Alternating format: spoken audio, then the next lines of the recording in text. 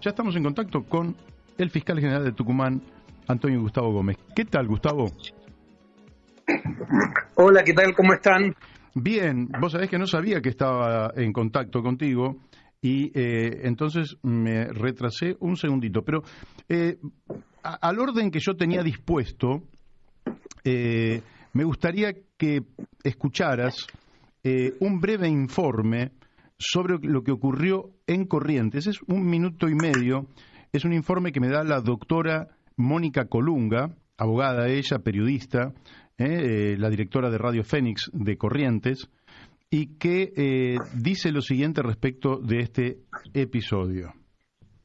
En relación a la agresión al diputado Arias, Facundo Sotelo, fiscal de instrucción, maneja la hipótesis de que el disparo fue realizado a corta distancia, desde el interior del predio en que se realizaba el acto, con una concurrencia de alrededor de 50 personas. Hoy, testigos ya identificaron al agresor. Lo están buscando. De hecho, el gobernador dio una conferencia y aseguró que están trabajando en el esclarecimiento. En el predio, junto al diputado agredido, se encontraba el intendente de Paso de los Libres, Tincho Ascúa. El tiro fue realizado con un arma calibre 22, directamente al abdomen del diputado. Miguel Mateo Arias es diputado por la provincia de Corrientes, por el Frente de Todos. Se lo reconoce como un enlace entre el campo y la ciudad. Se ocupa de resolver los conflictos que se generan entre agricultores, propietarios de la tierra, comercializadores de productos. Tiene buena relación con gremios docentes. Tiene mandato hasta el año 2023. Fue electo en 2019. Integra la Comisión de Producción, Industria, Comercio y Turismo, Ecología y Ambiente. Tiene 71 años, se desempeñó como secretario de Asuntos Municipales de Paso de los Libres y trabajó en el SENASA, la Secretaría Nacional de Sanidad y Calidad Agroalimentaria. Bueno, vos has escuchado el informe que nos ha dado la doctora Mónica Colunga. ¿Qué opinás sobre este episodio que ocurrió en Corrientes, que es, desde el punto de vista de la historia política de nuestro país, un episodio muy raro porque en general todos recuerdan el atentado contra Bordevere, que era senador de la Nación, y se hizo una película que junto con Lisandro de la Torre, por el Partido Demócrata Progresista, pero en general podríamos decir que no es el crimen político, la violencia política, lo que está caracterizando por lo menos los últimos 37 años de vida democrática. ¿Qué pensás vos? La verdad que creo que a mí me sorprende, como le sorprendió a muchos.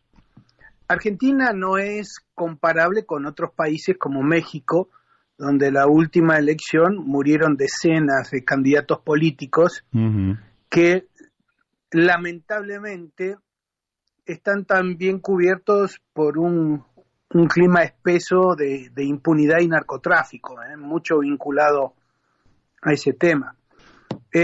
No tengo una opinión formada, a la distancia es imposible tener una idea de qué puede haber ocurrido. Yo confío que el fiscal pueda avanzar en la investigación y llegar al caso en concreto. No sé tampoco qué posibilidades tiene de descubrir el arma homicida, que es un elemento fundamental para la investigación. En fin, creo que recién avanza y no se me ocurre que haya demasiadas sorpresas, excepto una cuestión circunstancial. Bien. Bueno, entonces vamos al primer tema que quería charlar con vos, que tiene que ver con la fiesta en Olivos y el artículo 205 del Código Penal. Es decir, en torno a aquella fiesta del 14 de julio del año pasado, venimos prácticamente los argentinos girando de una manera, bueno, si se quiere, desproporcionada, como somos nosotros, ¿no? Parece que es una característica, un rasgo. ¿Vos qué podrías decirnos respecto a esta acusación que ha habido sobre el presidente? Mira, lo primero que a mí me llama mucho la atención es el trato que le ha dado la prensa, o mejor dicho, las respuestas que han dado muchos abogados penalistas y algunos de ellos de fustes para tratar este caso. Esta distancia que uno puede ver en la grieta política tan habitual y tan llamativa también parece que se da en el campo de la interpretación del artículo 205 del Código Penal. Objetivamente, y para que la gente lo entienda, se comete el delito del artículo 205 cuando se vulnera un decreto vinculado a la salud pública. ¿Qué es lo primero que hay que tener en cuenta en este caso? Que a mí me sorprende incluso. ¿Quién va a ser el juez de esta causa? ¿Vos sabés quién va a ser el juez? Bueno, porque interesante, porque el abogado que hace la denuncia, que se llama doctor Leandro Bacelo, me manda a mí que te pida a vos que le preguntes al fiscal su opinión sobre la competencia territorial del Juzgado Federal de San Isidro para entender sobre los hechos de Olivo. ¿De quién es la jurisdicción? Bueno, ese es el gran tema. Yo no entiendo mucho de por qué Ramiro González, el fiscal del caso, ha llevado este tema al Juzgado Federal de Casanelo en Comodoro Pi, cuando territorialmente corresponde a San Isidro. No sé si por el turno le corresponde o no a Arroyo Salgado, que es una de las juezas federales de San Isidro, pero evidentemente, así como está planteado el hecho, el territorio, salvo que hay algo que a nosotros se nos escape, corresponde al Juzgado Federal de San Isidro. Claro. Y esto me parece que tiene que ser lo primero que tiene que decidirse, más allá de discutir si el fiscal hizo la imputación, si no hizo la imputación.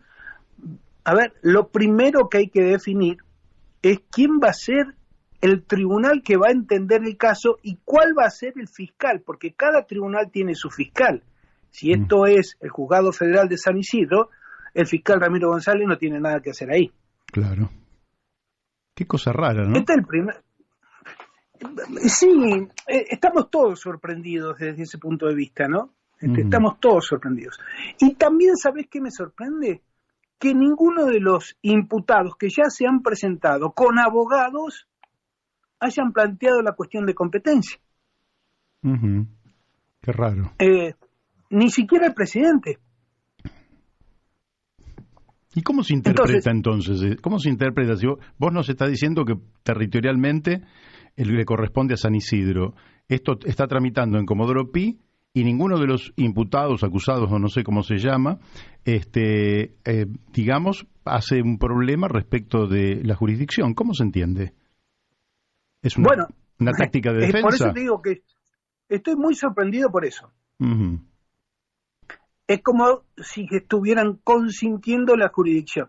Y hay un detalle que no ha salido mucho, si lo leí muy por encima en algún medio, y es que la doctora Arroyo Salgado pidió copia del expediente. Es lo que nosotros conocemos como en derecho un conflicto negativo de competencia.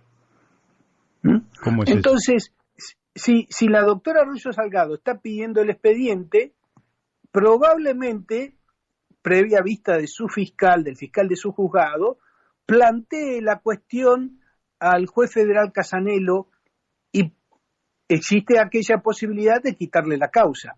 Si salen a discutir la cuestión de la competencia territorial, te aviso que esto no se resuelve hasta que no llegue a la Corte Suprema. Amigo. Pero siempre y cuando los magistrados de Comodoro Pi insistan que ellos son competentes para entender en este expediente. Hay un solo argumento que uno puede llegar a interpretar para insistir en la competencia de Comodoro Pi, y es que la Corte Suprema tiene dicho que para discutir en profundidad las cuestiones de competencia, el hecho investigado tiene que tener mínimamente pruebas suficientes para poder avanzar sobre ese punto. Pero yo creo que acá la prueba y los hechos están claros. Hay un reconocimiento de lo que ocurrió a la hora que ocurrió y dónde ocurrió. Hay documentos que también lo acreditan. Claro. En fin, a mí me tiene muy sorprendido esto. Esto para el arranque, Mario. Para el arranque, a ver, ¿qué sigue después del arranque? A ver.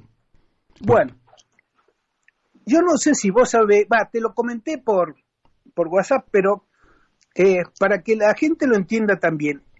el 16 de julio, es decir, el último día hábil en tribunales, en la Cámara Federal de Casación Penal en Comodoro Pi, se estableció, salió una sentencia en donde la Cámara estableció cuáles son los requisitos para que exista, para que uno pueda suponer que se ha cometido el delito del artículo 205. Uh-huh. El caso, no sé si vos te lo acordás, pero el caso era un kayakista en Bariloche. Sí, me acuerdo. Solo de soledad absoluta, porque no estaba con nadie ahí. Exactamente. Lo detiene la prefectura. Ahora, Mario, yo vivo en Tucumán. Acá hubo 10.000 detenidos o más por infringir el de 105. Y estamos hablando de miles de personas en todo el país. ¿Qué es lo que dice este fallo de la Cámara Federal de Casación Penal?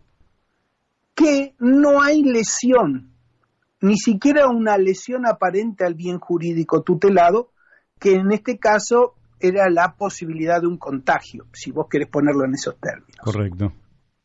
Y dice, por eso no hay delito sobreseo la causa y el archivo. Todos los argentinos que tuvieron causas penales, que tuvieron que arreglarlas con dinero, porque obviamente se llegaba a una etapa procesal de las 3 posibilidades, que si querés ahora te las enumero, pero tuvieron que presentarte a la fiscalía y le decían, bueno, si usted pone tanta... Acá en Tucumán le decían, mire, si usted dona un televisor al hospital, el fiscal le archiva la causa. Está bueno. Si acá le damos una boleta, te daban una... Vos ibas a vos te detenían por infringir el 205. Ibas ante el fiscal, te tomaban todos los datos, te abrían la investigación formalmente y te daban una boleta del banco.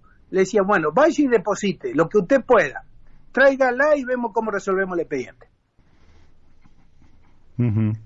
¿Entendés? Es decir, lo que ha hecho el presidente de la Nación diciendo que ofrecía pagar su sueldo, pagar con parte de su sueldo, no es una cosa tan loca, lo han hecho muchos argentinos.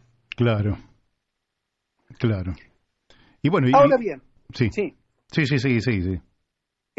A ver, pero ¿por qué estamos centrándonos en decir cuáles son las posibilidades en que se puede resolver un delito previsto por el artículo 205? Hay que tener en claro una cosa, esto es un delito de peligro abstracto. Incluso la misma Cámara de Casación Penal lo dice así.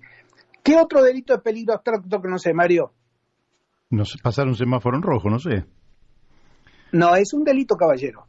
¿Sabe cuál es el más famoso de todo? Claro, es una infracción. ¿Sabe cuál es el más famoso de todo? El narcotráfico. Ajá. Es decir, si a vos te enganchan con 1 kilo de cocaína o con 100 gramos de cocaína en un procedimiento, vos desde entrada tenés el delito previsto y penado por el artículo 14, primera parte de la ley 23.737. Tenencia de estupefacientes. Uh-huh. Punto. Hay que demostrar que vos tuviste intención de dársela a alguien para que consuma, hay que demostrar que alguien se perjudicó en la salud con esa cocaína. No. El solo hecho de que vos hayas tenido esa droga es suficiente. Claro. Por eso se llama de peligro abstracto. Lo que está diciendo la Cámara de Casación pareciera que se está acercando al peligro concreto. Es decir, ¿dónde existe una posibilidad concreta de que aquí se haya transmitido el virus? Y aquí abre la puerta para salir a jugar, como dice María Elena Walsh, para salir a discutir cualquier posibilidad de prueba para establecer si hubo o no alguna posibilidad de contagio, si hubo o no alguna posibilidad de daño o lo que vos quieras. Uh-huh. Entonces, ¿cómo se puede cerrar esto? Primero, se decide hacer un juicio abreviado, algo que yo no creo que nadie acepte en este caso, porque sería reconocer el delito y aceptar una pena que por más mínima que sea, es una pena de prisión en suspenso. Claro. Segundo, se puede invocar la famosa probation, Uh-huh. la suspensión del proceso a prueba. ¿Qué significa esto? que la causa penal no avance y que con un régimen de conducta, algún tipo de actividad de beneficencia, etcétera, la persona permita que con el paso del tiempo la causa se archive. La probation no puede ser utilizada por funcionarios públicos, con lo cual yo descartaría la posibilidad de la probation en este expediente. Claro. Imposible. Existe una tercera oportunidad, una tercera posibilidad, que es el principio de oportunidad. El fiscal, teniendo el caso en la mano, dice, la verdad que no vale la pena seguir en esta causa, provocar un dispendio jurisdiccional inútil. Hay un caso muy emblemático que a nosotros nos enseña en la Facultad de Derecho, que es el caso del sanguchito. Vos no sé si te acordás, pero hubo un preso que se robó un sándwich, el sándwich del secretario del juzgado, y lo llevaron hasta el juicio oral y público porque se había robado un sándwich. Claro, un absurdo. ¿Entendés? Entonces, ahí vos podés aplicar el principio de oportunidad. Ahora, pero para aplicar el principio de oportunidad, el fiscal tiene que pedirle permiso al fiscal general de la Cámara Federal, alguien que tiene el mismo cargo que yo. Uh-huh. A mí, en los casos de infracción al artículo 205, los fiscales de primera instancia de las 3 provincias me han remitido en consulta para ver si podíamos o no aplicar el principio de oportunidad, es decir, pedir si podíamos archivar esto sin avanzar más porque no lo ameritaba. Claro. Que sería lo que yo hubiera hecho en el caso del kayakista en el lago Nahuel Huapi, en Bariloche. Uh-huh. Pero la fiscal decidió avanzar, el juzgado avanzó, lo procesaron, fue a la Cámara Federal en apelación, la Cámara Federal en apelación mantuvo el procesamiento y tuvo que venir la Cámara de Casación y decirle, muchacho, a ver, ¿dónde está acá la gravedad del hecho? Claro, tipo solo remando en un lago. Eso es un absurdo. Y la otra salida, y acá esta es la última, es la reparación del daño.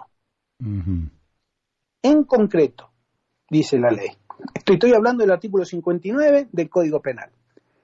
Es decir, que las personas que resultaron imputadas en este caso van a una suerte de acuerdo o conciliación con el fiscal para poder establecer, en principio, si hubo un hecho típico, y en segundo lugar, qué tipo de reparación en concreto se puede dar para definitivamente archivar la causa.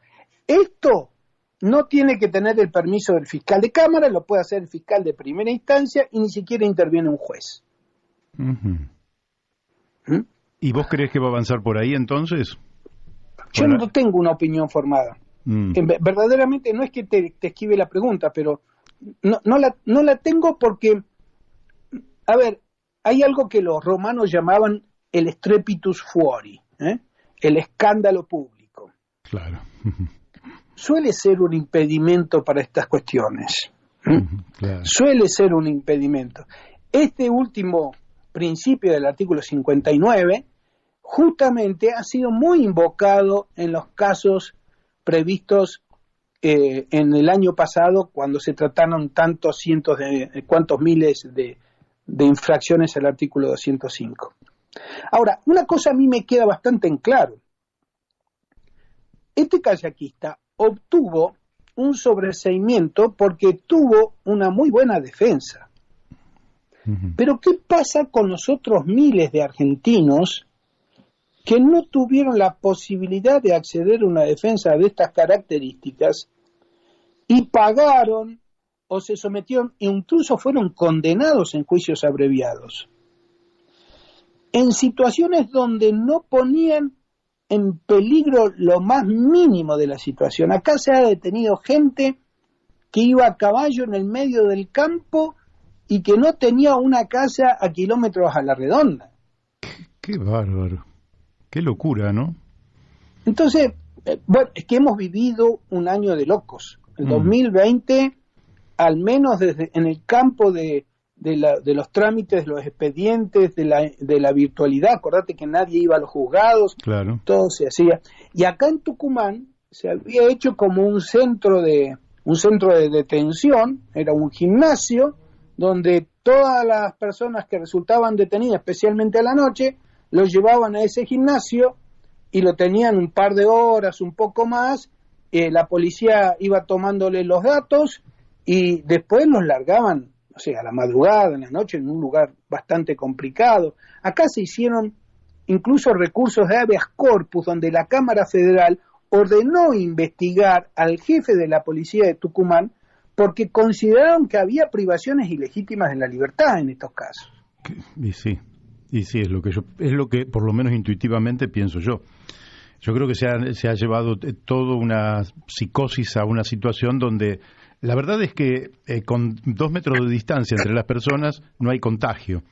Y realmente haber detenido a personas que estaban a muchos más metros de otra persona, eso era absurdo. Ahora, en el caso del presidente, no es la situación, porque la foto muestra que estaban en un lugar cerrado, con lo cual la concentración de virus es mayor, que estaban sin barbijos y que no mantenían la distancia física. De manera que ahí no cumplieron con nada. El presidente parece haber reconocido el error. Y bueno, vos decís que no tenés opinión sobre esta oferta que él hace, pero sí lo que dejás en claro es que ha transitado una enorme arbitrariedad en el tratamiento del artículo 205 del Código Penal respecto de las personas del pueblo que han visto situaciones que, por lo que vos decís, son de suma injusticia, ¿verdad? Así es. Y te insisto en este punto. Este fallo de la Cámara Federal de Casación, que es anterior a que supiéramos toda esta historia, incluso yo creo que el presidente no menciona este antecedente jurisprudencial, este caso puede abrir una puerta por el cual se pretenda llevar el trámite judicial. Está la Cámara... ¿Por qué esto se discute desde el punto de vista jurídico? Yo sé que a veces los abogados no tenemos un buen léxico, pero para que la gente lo entienda. Pero básicamente es esto. El artículo 205 es lo que nosotros llamamos un numerus clausus, un número cerrado.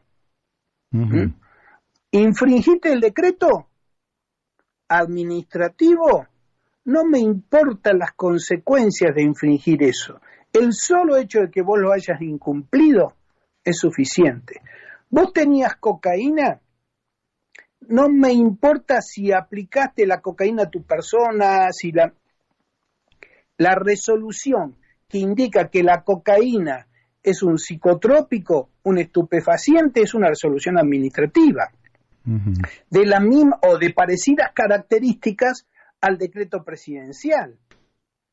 Si vos infringiste y vas preso, cocaína, vos estás en el campo del artículo 14 de la ley 23.737, punto. No hay posibilidad de discutir lo que nosotros llamamos un daño o un resultado. Los delitos en este campo se dividen en delitos de peligro abstracto, delitos de peligro concreto y delitos de resultado, para resumirlo brevemente. Y nunca en toda la jurisprudencia nadie sostuvo que el artículo 205 era un delito de peligro en concreto o era un delito de resultado. Claro. Este fallo de la Cámara de Casación abre esa puerta. Bueno. Y no sé a dónde llegamos. Bueno, entonces veremos cómo evoluciona todo y seguramente en un par de semanas vamos a estar volviendo a contactarnos y te preguntaremos a ver qué opinión tenés sobre la evolución de esto que evidentemente ha conmovido durante ya prácticamente un mes a la opinión pública nacional y que, vos nos has ilustrado desde lo jurídico. Y bueno, no hemos podido avanzar más porque el tiempo se nos ha ido en temas que tienen que ver con la autoridad moral del presidente en una situación como estas, o las repercusiones políticas, o quizás el 12 de septiembre el primer impacto electoral. Pero eso lo tratamos en otra oportunidad. Gustavo, te mando un fuertísimo abrazo y la seguimos en cualquier momento. Abrazo grande, nos vemos. Muchísimas gracias. Bueno, hemos hablado con el fiscal general de Tucumán, Antonio Gustavo Gómez.